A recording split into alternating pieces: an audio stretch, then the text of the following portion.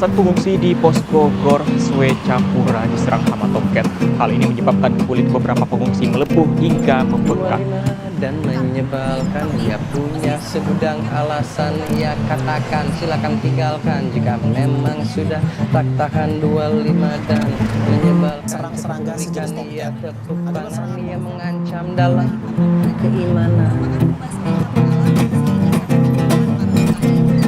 fundamental dan radikal, begitu tertutup akan kemungkinan ia paksakan segala hal berjalan sesuai dengan keyakinan fundamental dan radikal. Ia bercinta dengan cara barbar, sedangkan aku eksperimental. Sebetulnya tidak menggigit atau menyengat. Tunggu sebentar, belajar sabar, bedakan mimpi dengan kenyataan.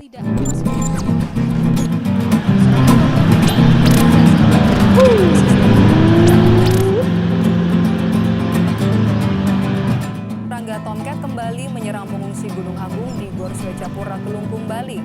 Seolah belum cukup banjir membuat warga menderita, sejumlah warga korban banjir Rawa Indah, Sukapura, Jakarta Utara diserang wabah tomcat.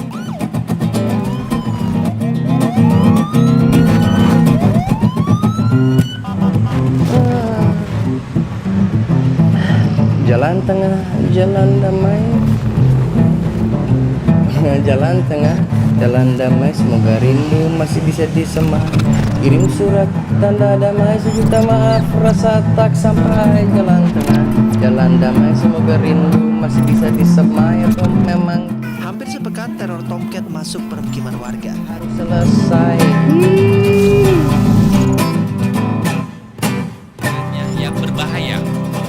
Akhirnya banyak warga yang terkena karena mengabaikan serangan tomcat tersebut. Warga baru menyadari racun tomcat setelah kulit melepuh dan seperti terbakar.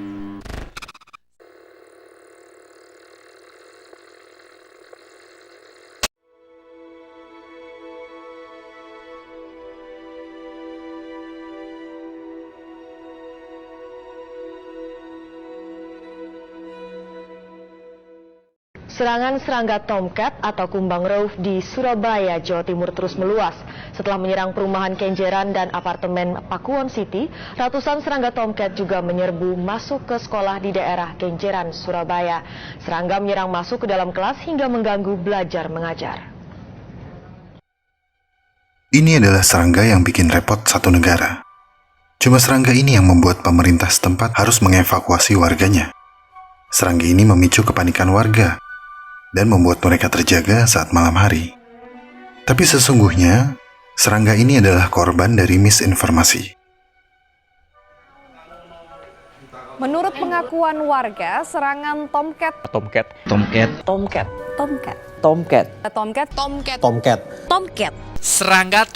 Serangga tomcat. Serangga ini terkenal dengan nama tomcat. Serangga mirip semut yang memiliki warna khas. Tapi apakah serangga tomcat itu?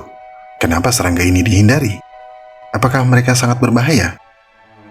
Pertanyaan tersebut adalah pertanyaan yang sangat umum, yang akan ditanyakan oleh orang yang belum pernah tahu bentuk dan bahayanya. Dan meskipun sering membuat heboh masyarakat, ternyata tidak banyak orang yang mengetahui tentang serangga ini. Inilah hewan yang diduga jadi biang kerok penyakit yang menimpa 20-an warga Rusunawa, Desa Triharjo, Wates, Kulon Progo. Tomcat, begitu biasa mereka menyebutnya. Ribuan serangga tawon tomcat. Bukan tawon, Kak. Tomcat adalah sejenis kumbang yang termasuk dalam kelompok roof beetle. Jenis kumbang ini mencakup famili Staphylidae, yang terdiri dari ribuan genus dan kurang lebih 46.000 spesies.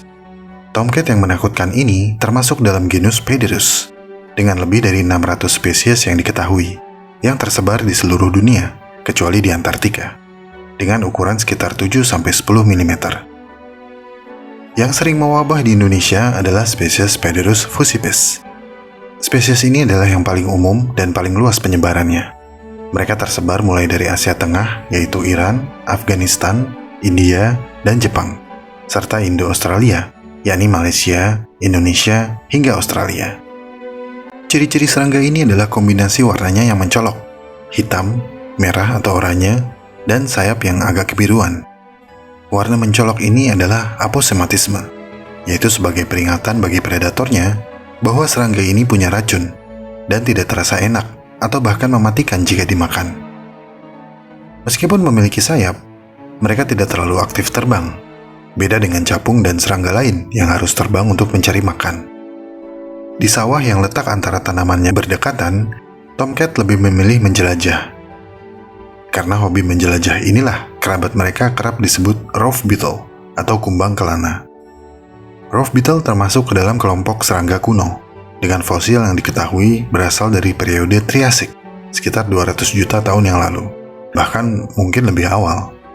Mereka adalah kelompok kumbang yang beragam secara ekologis dan morfologis dan biasanya ditemui di ekosistem darat. Dan ternyata tomcat ini sudah melanglang buana jauh sebelum modernisasi dunia medis. Dalam catatan sejarah, reaksi kulit terhadap kumbang yang disebut Qing Yao Chung dideskripsikan di Cina sejak abad ke-8 atau tahun 739 Masehi. Kemudian sebuah makalah ilmiah pada tahun 2002 menyatakan bahwa kumbang spesies Pederus mungkin bertanggung jawab atas beberapa dari 10 bencana di Mesir yang dijelaskan dalam Book of Exodus. Sebelum kita lanjut, saya ingin berterima kasih kepada teman-teman yang sudah sawer di Saweria. Kola Keju, Rian Al-Fatih, I Called Sis Uchi, M Pink, penjual video bokeh, Kevins, Wei tolong subscribe Zewi, APKTNTAJ, hashtag Samuan Formel, Lily Aprilia, Batoman, Salomo Ramon Sepatu, Kut2, Indra Braga, Sayang Adik Kakak, Solid, Aili Yasuhiro, Alina Adriana, Mimi Jamu, Aan Dirga, Kuma Monzu, Babas Cayang Wita Calaloe, Kawai Koi, Telur Kucing, Master Egi, Laler Mapai Are, Saiton Alas, @Papicat, Johnson Subagio paling ganteng, habis di PHP-in, Yukap, Darman, Wahyu Adi Prayoga, Iqbal Panda, Fendi dan Velia, Cabim Sakti, dan Luna si Koceng Centil.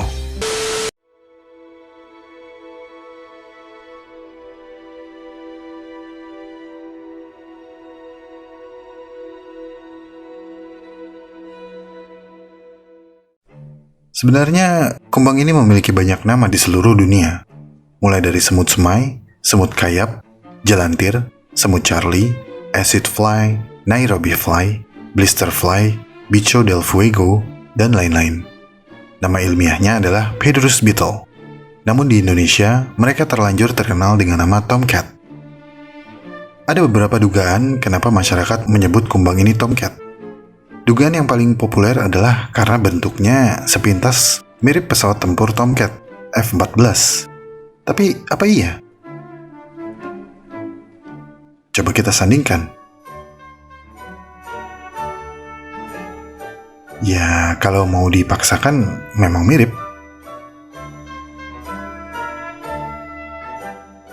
Tapi menurut ahli entomologi dari Lembaga Ilmu Pengetahuan Indonesia, Bapak Hari Sutrisno, sebenarnya tomcat adalah nama pestisida di Amerika dan Eropa yang digunakan untuk memberantas hama. Kumbang Pederus disebut tomcat karena mereka termasuk predator. Jadi, dia bisa membunuh serangga yang menjadi musuh petani, seperti pestisida tomcat. Habitat kumbang ini sangat beragam. Kumbang tomcat termasuk serangga yang dapat hidup di berbagai habitat, seperti di taman, di hutan, di rawa, serta di sawah, yang merupakan habitat utamanya. Mereka akan terus menjelajah area untuk mencari makanan. Mangsa utama mereka adalah serangga semua tahap, seperti telur, nimfa, dan serangga dewasa yang seukuran tubuhnya. Di persawahan, mereka memakan hama padi wareng coklat yang sangat banyak, khususnya setelah masa tanam. Dan dengan mangsa yang berlimpah, maka populasi kumbang predator ini pun juga akan berlimpah. Jadi sebetulnya tomcat ini adalah serangga yang bermanfaat bagi petani, karena membantu mengendalikan hama-hama padi. Namun celakanya, kumbang ini sangat tertarik pada cahaya, dan pada malam hari, kumbang ini akan terbang mengikuti cahaya lampu. Hal inilah yang memicu masuknya tomcat ke dalam rumah atau rusun warga di sekitar persawahan. Masuk ke rusun? Terbang dong. Ya, meskipun terlihat seperti semut, tomcat memiliki elytra yang melindungi sayapnya.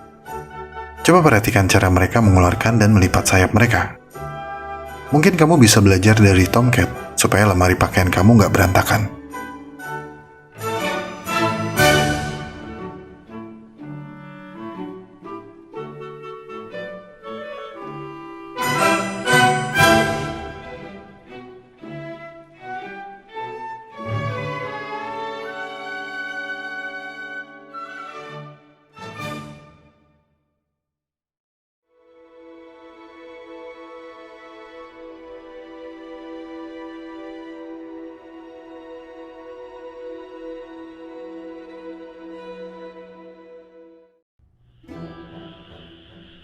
Persawahan umumnya gelap gulita saat malam. Dan seperti yang pernah saya bilang di episode Kunang-Kunang, secercah cahaya di kegelapan malam akan terlihat terang benderang. Menurut Pak Hari Sutrisno, tomcat ini adalah serangga diurnal. Mereka hanya aktif di siang hari. Namun, mereka sangat tertarik dengan cahaya, khususnya sinar merkuri yang dipancarkan oleh lampu TL atau tube luminescent.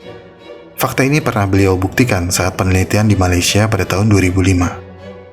Ketika masuk ke pemukiman manusia, maka muncullah teror yang mencekam. Mereka bisa sangat merepotkan jika jendela atau pintu dibiarkan terbuka lebar. Mereka akan menyelinap masuk menuju pusat cahaya.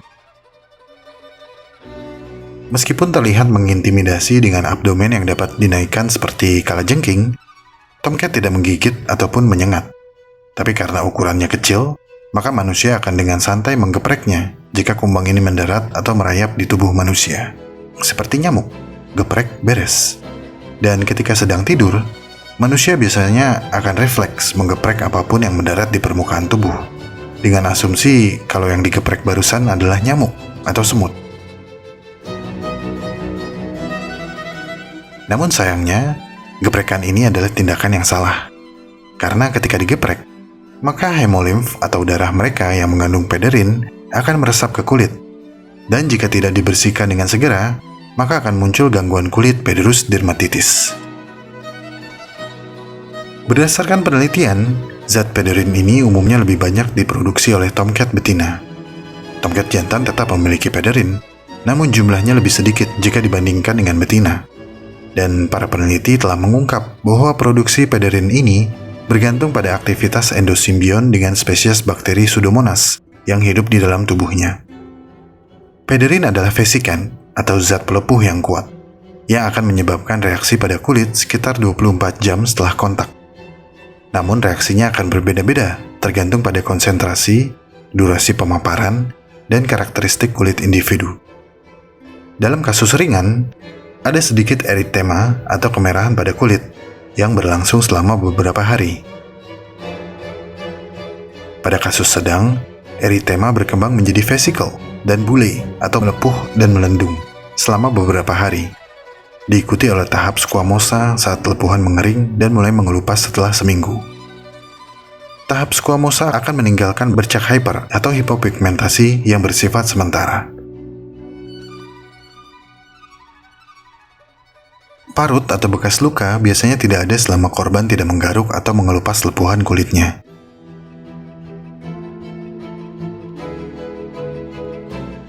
Pada kasus yang parah, selain menunjukkan area lepuh yang lebih luas, korban mungkin mengalami gejala tambahan seperti demam, neuralgia, atralgia, dan vomitus. Karena sifat ketidaknyamanan yang dihasilkan dari dermatitis ini, korban yang tidak mengisolasi kulitnya atau tidak mencuci tangannya setelah terpapar pederin, mungkin secara tidak sengaja akan mentransfer pederin ke area tubuh yang lain, seperti alat kelamin atau wajah. Dan bahayanya adalah, jika daerah periorbital atau daerah sekitar mata terpengaruh, konjungtivitis mungkin akan berkembang. Konjungtivitis adalah peradangan atau infeksi pada membran luar bola mata dan kelopak mata bagian dalam.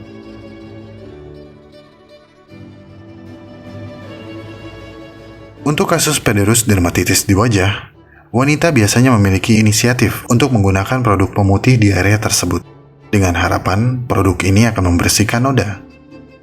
Ini adalah ide yang sangat buruk, kata Dr. Eli Mupera, dokter kulit di Rumah Sakit Militer Bujumbura, Burundi.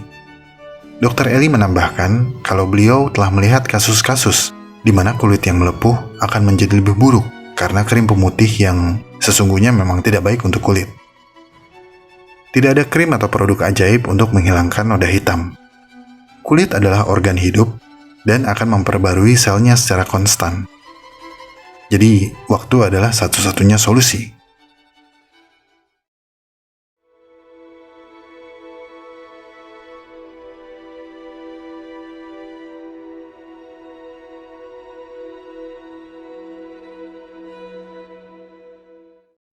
Bila seseorang terpapar pederin, maka langkah pertama adalah mengangkat iritan, yakni membasuh kulit yang terpapar dengan air sabun beberapa kali. Mencuci kulit dengan air sabun adalah langkah yang harus disegerakan, karena akan menentukan langkah yang selanjutnya. Kemudian area yang terpapar harus dirawat dengan basuhan air dingin. Beberapa dokter menyarankan mengoleskan aloe vera atau lidah buaya secara berkala dan mengkonsumsi atau mengoleskan anti alergi atau antihistamin. Langkah ini bertujuan untuk meminimalisasi dampak lepuhan. Kemudian hubungi dokter atau pusat medis terdekat untuk pertolongan lebih lanjut. Ada jurnal medis yang melaporkan, dalam kasus tertentu, zat pederin mampu melintasi kulit dan kemudian menembus aliran darah. Hal ini menyebabkan gangguan pencernaan, seperti muntah atau diare. Dan dalam kasus terburuk, racun serangga ini dapat mempengaruhi hati atau ginjal, dan terkadang dapat menyebabkan gagal ginjal. Jika korban memiliki alergi terhadap zat pederin, maka bisa fatal akibatnya.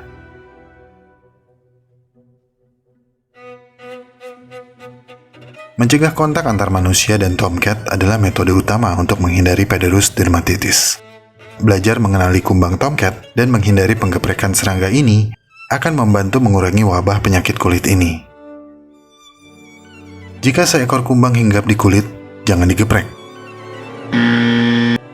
Ia harus ditiup, diterbangkan, atau didorong untuk berjalan di atas lembar kertas dan kemudian dibuang. Selain mencuci bersih kulit yang terpapar pederin dengan air sabun, pakaian apapun yang bersentuhan dengan kumbang juga harus segera dicuci. Saat malam tiba, sebelum menyalakan lampu, pastikan pintu dan kaca jendela tertutup dengan baik untuk membantu mengurangi masuknya serangga ini ke dalam rumah. Sebelum tidur, pastikan area di kamar dalam keadaan bersih dari kumbang ini. Ventilasi jendela bisa ditutup dengan kain kasa untuk memperkecil kemungkinan masuknya tomcat ke dalam rumah. Tapi kenapa tomcat tidak dibasmi secara masif? Boleh aja kalau kamu punya pengontrol hama tanaman padi yang lebih efektif dari mereka. Masih menurut Pak Hari Sutrisno, perkembangan populasi pesat dari kumbang ini mungkin karena ketidakseimbangan rantai makanan. Pembasmian kumbang tomcat secara besar-besaran bakal mengganggu ekosistem dan ancaman meledaknya populasi hama pertanian. Predator dari kumbang tomcat ini biasanya adalah kodok, kadal, ular, dan burung. Ketika populasi atau habitat dari salah satu predator terganggu, maka akan menyebabkan perkembangan pesat pada populasi mangsanya. Kita ambil hikmahnya bahwa kita hidup di negara dengan biodiversitas yang tinggi. Suatu konsekuensi yang logis dari kerusakan lingkungan adalah dampak yang saling terkait antara satu dengan yang lainnya. Saya nggak tahu apa yang terjadi dengan kodok, kadal, dan ular, tapi saya sering melihat banyak orang naik motor bawa kandang burung. Mudah-mudahan itu bukan burung yang suka makan tomcat. Bercanda ya pecinta burung.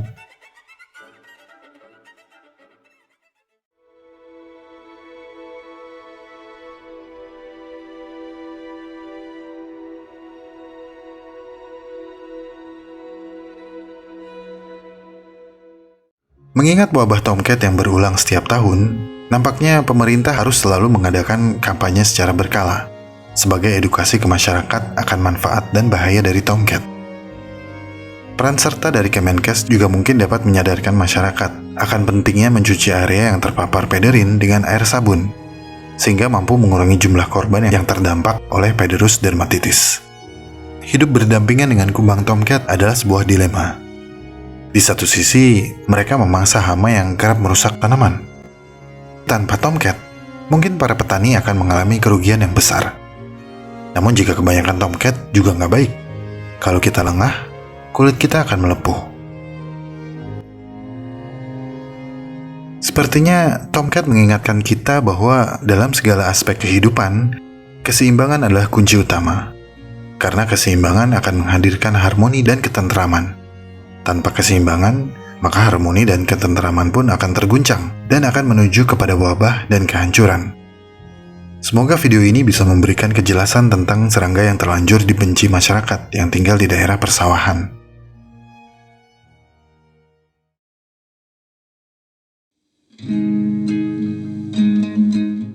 Terima kasih telah menonton sampai menit ini. Saya sangat-sangat menghargai segala support yang teman-teman berikan kepada Alam Semenit. Jika ingin tahu lebih banyak tentang subjek pembahasan dalam video ini, cek deskripsi video. Di sana teman-teman bisa menemukan segala jurnal, literatur, dan referensi saya dalam menyusun naskah. Kepada teman-teman yang baru subscribe, selamat bergabung. Semoga apa yang disajikan Alam Semenit bisa membawa manfaat bagi kita semua. Jika suka dengan pembahasan dari Alam Semenit, like video ini dan share.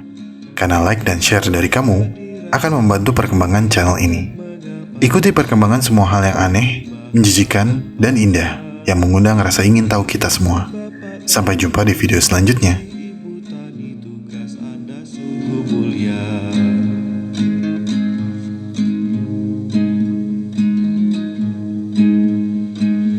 Nasi putih terhidang di meja, kita makan tiap hari. Beraneka macam hasil bumi, dari manakah datangnya? Dari sawah dan ladang di sana, petanilah penanamnya. Panas terik tak dirasa, hujan rintik tak mengapa, masyarakat butuh bahan pangan. Terima kasih Bapak Tani, terima kasih Ibu Tani, tugas Anda sungguh mulia.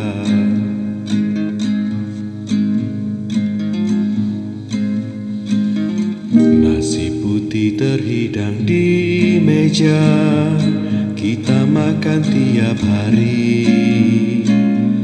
Beraneka macam hasil bumi, dari manakah datangnya? Dari sawah dan ladang di sana, petanilah penanamnya. Panas terik tak dirasa, hujan rintik tak mengapa, masyarakat butuh bahan pangan. Terima kasih Bapak Tani, terima kasih Ibu Tani, tugas Anda sungguh mulia.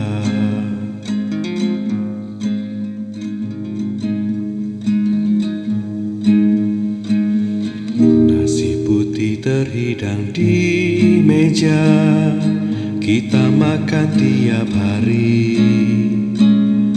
Beraneka macam hasil bumi, dari manakah datangnya? Dari sawah dan ladang di sana, petanilah penanamnya. Panas terik tak dirasa, hujan rintik tak mengapa, masyarakat butuh bahan pangan. Terima kasih Bapak Tani, terima kasih Ibu Tani, tugas Anda sungguh mulia.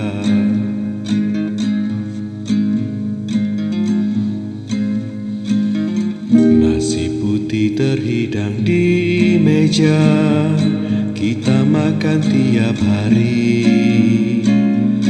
Beraneka macam hasil bumi, dari manakah datangnya? Dari sawah dan ladang di sana, petanilah penanamnya. Panas terik tak dirasa, hujan rintik tak mengapa, masyarakat butuh bahan pangan. Terima kasih Bapak Tani, terima kasih Ibu Tani, tugas Anda sungguh mulia.